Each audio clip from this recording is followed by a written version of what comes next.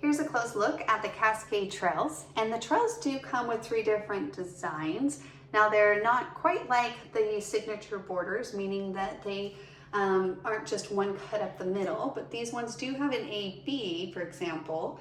But when you go to trace those out, what you're going to do is I'll take my paper here, and what you would do is line it up on the edge, still keeping it to the outer edge of your paper so that you're very efficient use with your paper.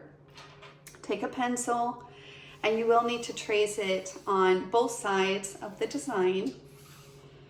And then you would still take the matching piece and line that up here snug. And then you just need to trace the outside edge of that second one. And then you will cut 3 times up, but you will get those pairing trails across a 2-page spread.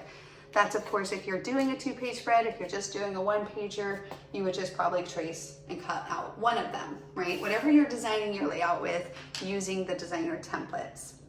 Now these trails of course will add a graceful ribbon effect to your pages, and they're a great way to add a little bit of movement and color, and kind of a nice place to add a little bit of pattern and texture that way to your page as well. All right.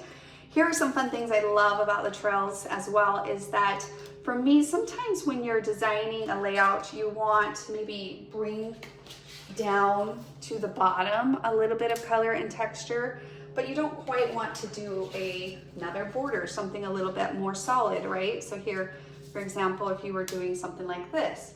So by replacing that with the trails, you leave that kind of open and airy and get that movement feel across your page.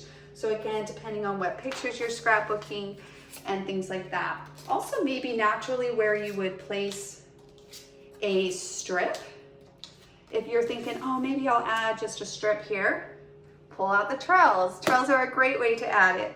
A little bit of, again, a little bit more personality than maybe a straight 1/2-inch strip would do. So like, for example, if I was doing a back-to-back design with 2 borders here, I might, instead of putting a little 1/2-inch strip down the middle here, I might choose to take one of these trails and place that down the middle of those back-to-back borders. Again, easy to accomplish the layering. So if you're like, oh, I want to kind of stretch that muscle with adding a few more layers. Great thing is you're going to use your paper, the beautiful patterns and colors in your paper, to really enhance and embellish your pages. And then the designer templates are going to help you to figure out the layers that you would like to add to your page that are appeasing to your eye and also spotlight your memories and your photos that you're documenting. All right, so then from there, here are a few more things. I'm trying to think of all the wonderful things about Cascade Trails. I really do love this design. It seems like this little point, just whenever I see those, I always think more like elegance, or elegance like weddings and pinks and florals or things like that, right? I just feel like it has that very elegant vibe about it. And yet, it also kind of can be more for waves, like blues and beaches and swimming and that kind of effect. Gosh, it's all about the paper that you're using. So you change that paper, the look changes as well. But I really think that that could be really pretty in this case. So for example, if I was to cut this pattern out of this border, and then I wanted to pull a little bit of that color from that pattern down to here at the bottom, you can see that that would be really cohesive and aesthetically pleasing as well.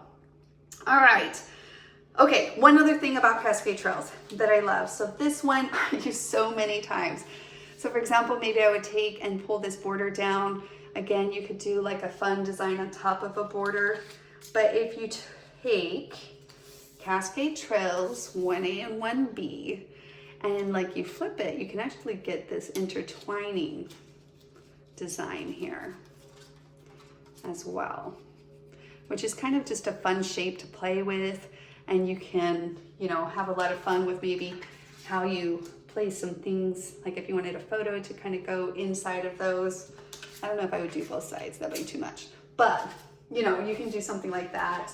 And then of course, you can embellish it a little bit depending on the theme that you know, the event that you're scrapbooking, but as simple as adding a little fish here or a flower there to kind of structure that design on your overall page. So super fun. And then of course, if you're using double-sided paper, same thing, you would trace it like I just shared with you, but once you flipped it, whatever pattern you have on the other side would be that pattern, and then the other pattern would be the opposite, because you would be, you would just flip those. So just trace them and cut them out like same, but if you have a design that's like this, then you can plan on, you would flip that, and then you can intertwine and interlock those designs together. All right, so that is a lot to take in as far as the trails, but those are some of my favorite ways to use trails. You can't go wrong with them. They're a great addition. And honestly, if you want to just use them alone, so like no border, you don't have to use a border. You want just kind of a more simple, kind of clean vibe across your page. They're really great standalones as well, just again to give you that kind of open vibe and something that you can easily build a page off of. Again, kind of give you that foundational border to kind of build a structure for your layout design. All right, guys, well, hopefully these ideas have inspired you. I can't wait to see what you create with the Cascade Trails set. Make sure to share it with us in the community, and thanks for watching. Bye now.